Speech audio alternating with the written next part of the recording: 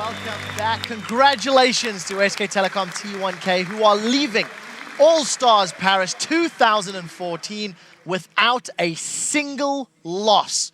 They went 9-0, and fact of the matter is, they simply outclassed all of their opponents, from individual play to team decision-making to rotations.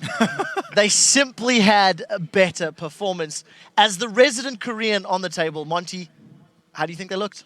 I think they looked great. I mean, it's refreshing to see them. I think they've been playing better here than they have, for the most part, in Korea. But I think it is a bit disturbing, and I think it shows that before Worlds, it's going to take a lot for the Western teams to kind of catch up at this point.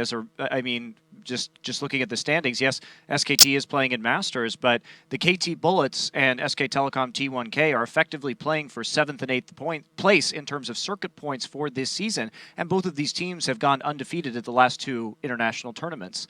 So it's a lot of work to be done, but at the same time, it's great that the teams all got practice against them. They're going to take this international experience back. You learn a lot more by losing than you do by winning. So hopefully we can see some better games, closer games at Worlds. And this is definitely one of the ways forward for the Western teams, playing against the Korean teams in these international tournaments. Get some practice, see what they do, and then take it back home.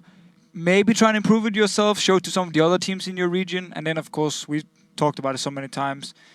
We need coaches, we need analysts, we need people, we need better people around the teams to help them. We need better dedication for the teams in the Western world. And I think actually Cloud9, credit to them in this tournament, they're really showing what hard work does. And I agree. They have Charlie, who's the analyst, who's really, really good, and the people around them, Dan Din and Jack, of course, around them in Cloud9. There's a lot of people helping them out. CLG doing the same thing now. And these two teams are really what the rest of the Western region should look at. Well, we'll have to see if they can make that count. One thing that I do want to highlight is just some of the numbers that SKT have actually put together for us. If you compare their KDAs, it is a fairly generic number, but 5.68 KDA. It was the highest out of anyone here at All-Star Paris.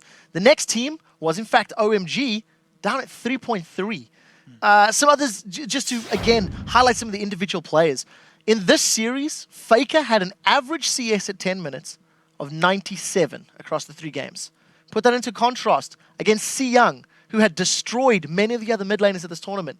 He was in 70 CS. I mean, you've got all of these statistics and numbers that you can look at, and as we've said, at the end of the day, it just feels like SKT are on a completely other level. Freak? They're individually performing consistently at an extremely top level, right? Like 100 minutes at 10 minutes is like something that regular dudes like me and even regular pros will get occasionally.